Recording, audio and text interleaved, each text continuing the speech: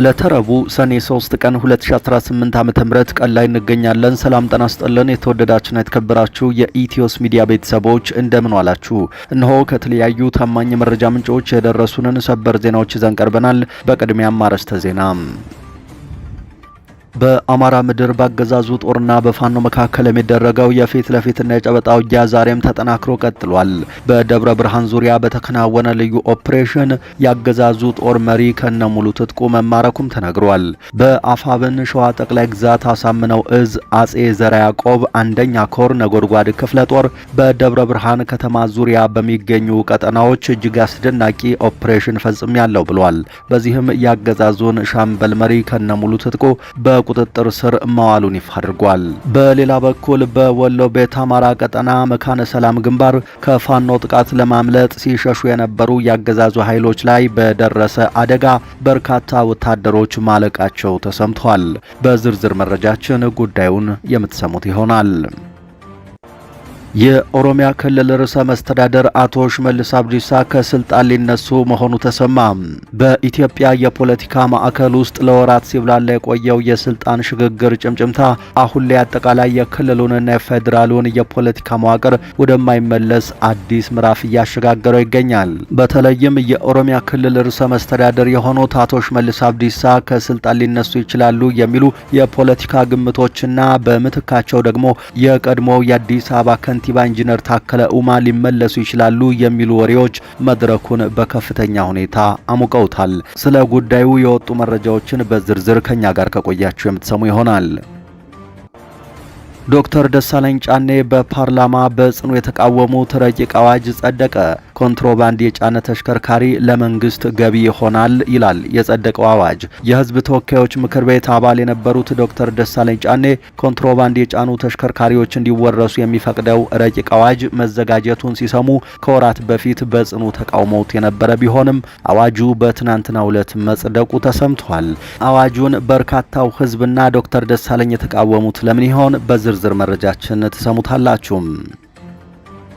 ፕሬዝዳንት ዶናልድ ትራምፕ ኢራን በሆርሙዝ ባህረ ሰላጤ ላይ የአሜሪካን አፓቺ ሄሊኮፕተር መታ ጥላለች በማለት ከከሰሱና ምላሽ እንደሚሰጡ ከዛቱ በኋላ አሜሪካ በኢራን ላይ ወታደራዊ ጥቃት መክፈቷ ተገለጸ። የአሜሪካ ማዕከላዊ እዝ ትናንት ማክሰኞ ዕለት እንዳስታወቀው የአሜሪካ ኃይሎች ከምሽቱ 11 ሰዓት ጀምሮ ጥቃቱን መፈጸም ጀምረዋል። ማዕከላዊ እዙ ይህንን ተልዕኮ ምንም አይነት ትንኮሳ ላልተደረገበት የኢራን ጥቃት የተሰጠ ተመጣጣኝ ምላሽ ሲል ገልጾታል። ፕሬዚዳንት ትራምፕ በትሩዝ ሶሻል ገጻቸው ባሰፈሩት መልእክት በተከሰከሰችው ሄሊኮፕተር ውስጥ የነበሩ ሁለቱ አብራሪዎች ደህንነታቸው የተጠበቀ መሆኑን እና ጉዳት እንዳልደረሰባቸው አረጋግጠዋል። በዝርዝር መረጃችን በዓለም አቀፍ ጉዳይ እንተነትነዋለን። ክቡራትና ክቡራን ከኛ ጋር ጥቂት ደቂቃዎችን ከቆያችሁ እነዚህን ያስተዋወቅናችሁን ዋና ዋና ርዕሶችና ሌሎችንም መረጃዎች ቀጥለን በዝርዝር እናቀርብላችኋለን። በየቀኑ በኢትዮስ ሚዲያ የሚተላለፉ አዳዲስ ዜናና መረጃዎችን ለመከታተል ቻናሉን ሰብስክራይብ ማድረግዎን እርግጠኛ ይሁኑ። መረጃው ለሌሎች ተደራሽ እንዲሆን ቪዲዮውን ላይክ በማድረግ ጀምሩ። ሀሳብ አስተያየት ካላችሁ ደግሞ ኮሜንት መስጫው ለእናንተ ክፍት ነው። አሁን በቀጥታ ወደ ዝርዝር መረጃው ተሻገርን። መልካም ቆይታም።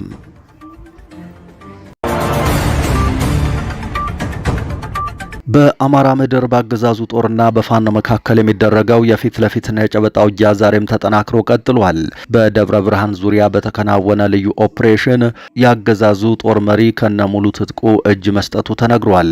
በአፋብን ሸዋ ጠቅላይ ግዛት አሳምነው እዝ አጼ ዘራ ያዕቆብ አንደኛ ኮር በደብረ ብርሃን ከተማ ዙሪያ በሚገኙ አካባቢዎች ባከናወነው እጅግ አስደናቂና የተጠና ኦፕሬሽን ያገዛዙን የሚሊሻ ሻምበል መሪ ከነሙሉ ትጥቁ በቁጥጥሩ ስር መዋሉ ይፋ አድርጓል። የእዙ ህዝብ ግንኙነት መምሪያ ይፋ ባደረገው መግለጫው መሰረት ይህ ልዩ ወታደራዊ ኦፕሬሽን የተፈጸመው ያለምንም የተኩስ ልውውጥና የህይወት መጥፋት በከፍተኛ ብልሃትና ስኬት ነው። የፋኖ ኃይሎች ከሌሊቱ 10 ሰዓት ገደማ ላይ በደብረ ብርሃን ከተማ ዙሪያ በሚገኘው በሲያደብርና ዋዩ ወረዳ ስር ልዩ ስሙ አንጨቆረር ከተማ ድረስ ዘልቀው በመግባት መብረቃዊ ኦፕሬሽኑን ፈጽመዋል። በዚህም ያገዛዙ የሚሊሻ መሪ መካሽ አግደው ከነሙሉ ትጥቁ ለፋኖ እጅ መስጠቱ ተነግሯል።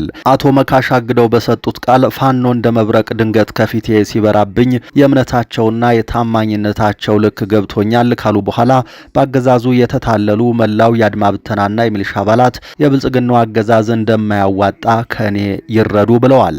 በአስቸኳይ ወደ ህዝባዊው የፋኖ ኃይል ይቀላቀሉ ሲሉም ጥሪ ማቅረባቸው ተሰምቷል። በሌላ በኩል በወሎ ቤት አማራ ቀጠና መካነ ሰላም ግንባር ከፋኖ ጥቃት ለማምለጥ ሲሸሹ የነበሩ የአገዛዙ ኃይሎች ላይ በደረሰ የተሽከርካሪ አደጋ በርካታ ወታደሮች ሙትና ቁስለኛ መሆናቸው ታውቋል። አደጋው የደረሰው በመካነ ሰላም ግንባር ከመካነ ሰላም ከተማ በቅርብ ርቀት ልዩ ስሙ ቦረንዳ ወንዝ ተብሎ በሚጠራ ቦታ ላይ ነው። የአገዛዙ ጥምር ጦር ማለትም የመከላከያ የአድማ ብተናና የሚሊሻ ስብስብ ኃይል በተሽከርካሪ ተጭነው ከፋኖ ጥቃት ለማምለጥ በከፍተኛ ፍጥነት እየተጓዙ እንዳለ ነው አደጋው የደረሰባቸው ተብሏል። በዚህም በርካታ ወታደሮች ሙትና ቁስለኛ ሆነዋል የተባለ ሲሆን ቁስለኛ ወታደሮች ለሕክምና ወደ መካነ ሰላም ሆስፒታል መግባታቸው ታውቋል። በአደጋው ሕይወታቸው ካለፉ ወታደሮች መካከል አገዛዙ ይተማመንባቸው የነበሩ መስመራዊ አዋጊዎችና የቡድን መሳሪያ ተኳሾች እንደሚገኙበት ተረጋግጧል። የአደጋው መንስኤም በቀጠናው የሚገኙት የምኒልክ ዕዝ የፋኖ ኃይሎች ጥቃት ይፈጽሙብናል በሚል ፍራቻ በከፍተኛ ፍጥነት ሲያሽከረክሩ መሆኑን የጠቀሱት የመረጃችን ምንጮች ያገዛዙ ኃይሎች በዕለቱ ከሚፈጃቸው የፋኖ አፈሙዝ በተጨማሪ የበደሉት ህዝብ እንባ ጎርፍ ሆኖ ጠራርጎ እያጠፋቸው ነው ሲሉ አስተያየታቸውን ሰጥተዋል።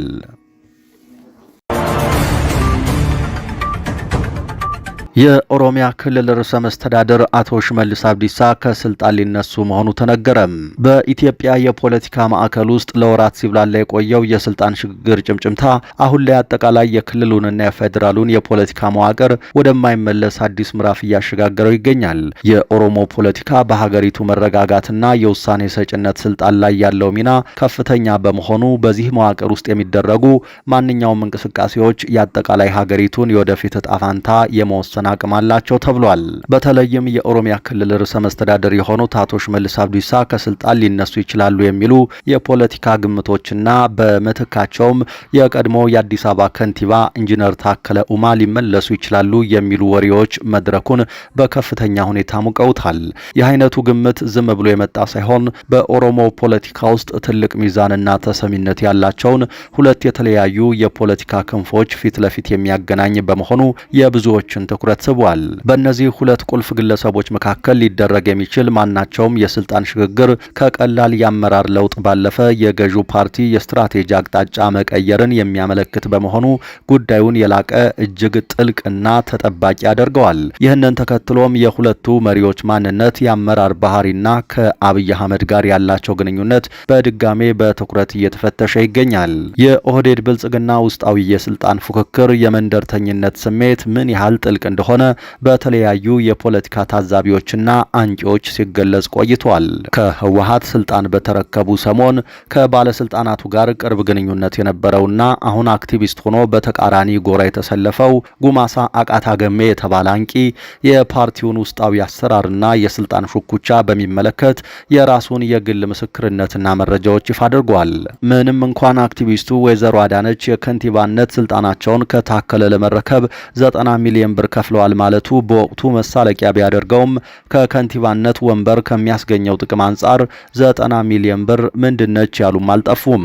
ሆኖም ዛሬ ከንቲባዋ በአዲስ አበባ የንግድና የጋራ መኖሪያ ህንጻዎች ላይ ያላቸውን ፍጹም የሆነ ቁጥጥር ያየ ሰው የጸሐፊው መረጃ እውነት ቢመስለው ላይፈረድበት ይችላል የሚሉ እይታዎችም አሉ።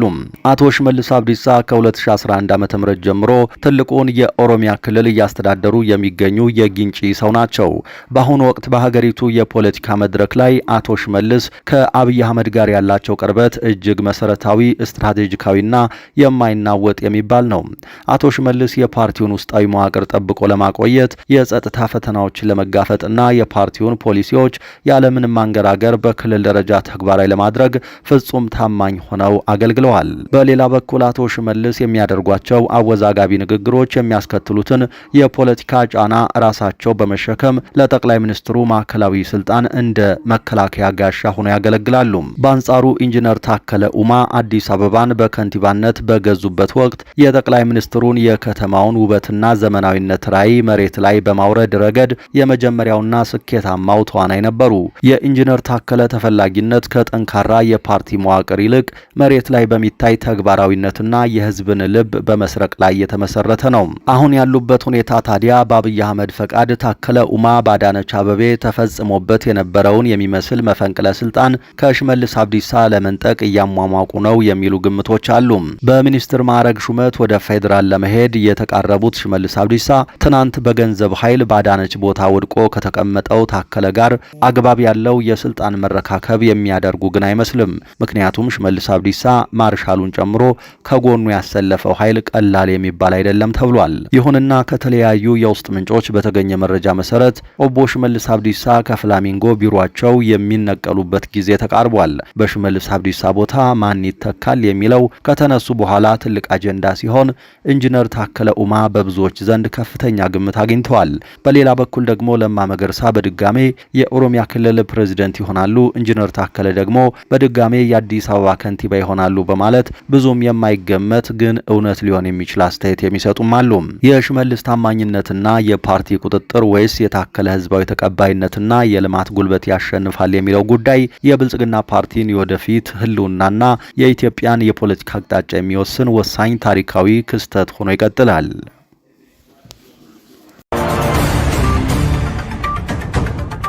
ዶክተር ደሳለኝ ጫኔ በፓርላማ በጽኑ የተቃወሙት ረቂቅ አዋጅ ጸደቀ።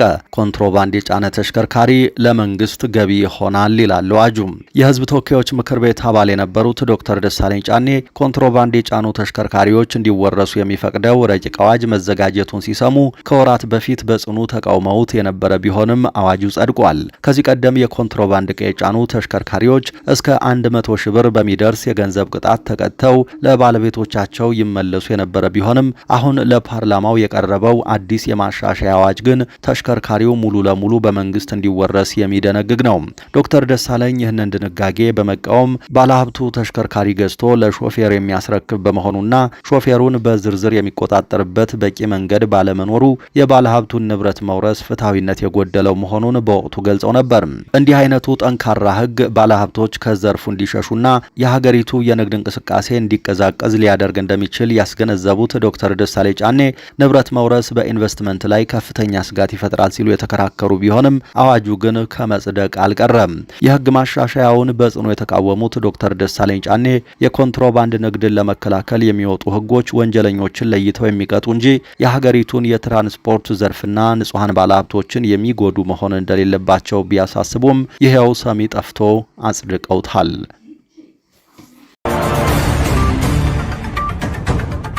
ፕሬዚደንት ዶናልድ ትራምፕ ኢራን በሆርሙዝ ባህረ ሰላጤ ላይ የአሜሪካን አፓቼ ሄሊኮፕተር መታጥላለች በማለት ከከሰሱና ምላሽ እንደሚሰጡ ከዛቱ በኋላ አሜሪካ በኢራን ላይ ወታደራዊ ጥቃት መክፈቷ ተገለጸ። የአሜሪካ ማዕከላዊ እዝ ማክሰኞ ዕለት እንዳስታወቀው የአሜሪካ ኃይሎች ከምሽቱ 11 ሰዓት ጀምሮ ጥቃቱ መፈጸም ጀምረዋል።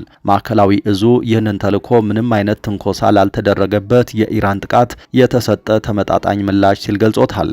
ፕሬዚደንት ትራምፕ በትሩዝ ሶሻል ገጻቸው ባሰፈሩት መልእክት በተከሰከሰችው ሄሊኮፕተር ውስጥ የነበሩት ሁለቱ አብራሪዎች ደህንነታቸው የተጠበቀ መሆኑንና ጉዳት እንዳልደረሰባቸው አረጋግጠዋል። ሆኖም ምንም እንኳን አብራሪዎቹ በሕይወት ቢኖሩም ዩናይትድ ስቴትስ የግድ ለዚህ ጥቃት ተመጣጣኝ ምላሽ መስጠት አለባት በማለት ወታደራዊ እርምጃውን አጽድቀዋል። በሌላ በኩል አንድ የአሜሪካ ባለስልጣን ሄሊኮፕተሯን የመታት የኢራን ድሮን ሆን ብሎ ያደረገው ይሁን አይሁን በግልጽ እንደማይታወቅ ለሲቢኤስ ዜና ተናግረዋል። ከፊል መንግስታዊ የሆነው የኢራኑ ሜሄር ዜና ወኪል በበኩሉ ኢራን ለጥቃቱ ኃላፊነት እንዳልወሰደች ዘግቧል። የኢራን የውጭ ጉዳይ ሚኒስትር አባስ አራግቺ ዛሬ ባወጡት መግለጫ በኢራን ድንበር አቅራቢያ የሚገኙ የውጭ ኃይሎች በራሳቸው የሰው ሰራሽ ስህተት አደጋ ወይም በግጭት መሃል የመግባት አደጋ ተጋርጦባቸዋል ብለዋል። አደጋውን ለመቀነስም አካባቢውን ለቀው መውጣት እንዳለባቸው አሳስበዋል። ከዋሽንግተን ጋር በሚደረገው የሰላም ድርድር የኢራን ከፍተኛ ተደራዳሪ የሆኑት ሙሐመድ ባቂር ጋሊ ጋሊባፍ ደግሞ የዲፕሎማሲ ቋንቋን ብንመርጥም ሌሎች ቋንቋዎችንም አቀላጥፈን እንናገራለን፣ ስምምነታችሁን ካፈረሳችሁ እኛም ወደምንችለው እንገባለን ሲሉ የብቀላ ማስጠንቀቂያ አስተላልፈዋል። ይህ የአሜሪካ ወታደራዊ እርምጃ የመጣው የእስራኤል ኃይሎች በደቡባዊ ሊባኖስ ላይ ጥቃት በፈጸሙበትና ቀጠናዊ ውጥረቱ ባየለበት ወቅት ነው። ኢራንና እስራኤል ባለፈው ሳምንት መጨረሻ ላይ ተኩስ ከተለዋወጡ በኋላ ጥቃታቸውን አቁመው የነበረ ሲሆን ፕሬዚደንት ትራምፕ በዋሽንግተንና በቴሄራን መካከል ያለውን ቀጠናዊ ጦርነት የማስቆም ድርድር አደጋ ላይ እንዳይወድቅ ሁለቱም ሀገራት ተኩስ እንዲያቆሙ በአደባባይ ጠይቀው ነበር። ትራምፕ ከጋዜጠኞች ጋር በነበራቸው ቆይታ ለስምምነቱ ማጠናቀቂያ ምዕራፍ ላይ መሆናቸውንና በሁለት ወይም በሶስት ቀናት ውስጥ ሊጠናቀቅ እንደሚችል ገልጸው የነበረ ቢሆንም የሄሊኮፕተሯ መመታት አሜሪካን ለሀገር ውስጥ ፖለቲካዊ ጫናዎች ምላሽ እንድትሰጥ አስገድዷታል። የተከሰከሱትን አብራሪዎች የማዳን ዘመቻ በተመለከተ ማዕከላዊ እዙ አስገራሚ መረጃ ይፋ አድርጓል። ሰኞ ምሽት የተካሄደውን ይህንን የማዳን ስራ የመሩት የአሜሪካ የባህር ኃይል ማዕከላዊ እዝ እና የ82ኛው የአየር ወለድ ክፍለ ጦር ሲሆኑ ወታደሮቹን ከባህር ላይ አውጥቶ ማትረፍ የቻለው በ2024 በባህሬን የተቋቋመው ታስክ ፎርስ 59 የተባለው የባህር ላይ ድሮን ነው ተብሏል። ይህ ሰው አልባ መርከብ ወታደሮቹን ከውሃው ላይ በማውጣት ወደ ሌላ ደህንነቱ የተጠበቀ ቦታ ካጓጓዛቸው በኋላ በሌላ ሄሊኮፕተር ተነስተው ሕክምና ሊያገኙ መቻላቸው ተገልጿል። የተወደዳችሁ አድማጭ ተመልካቾቻችን ከኢትዮስ ሚዲያ ለዚህ ሰዓት ያዝናችሁ አዳዲስ መረጃዎች እነዚህ ነበሩ። ከቆይታ በኋላ ሌሎች መረጃዎችን ይዘን ድጋሜ እንመጣለን።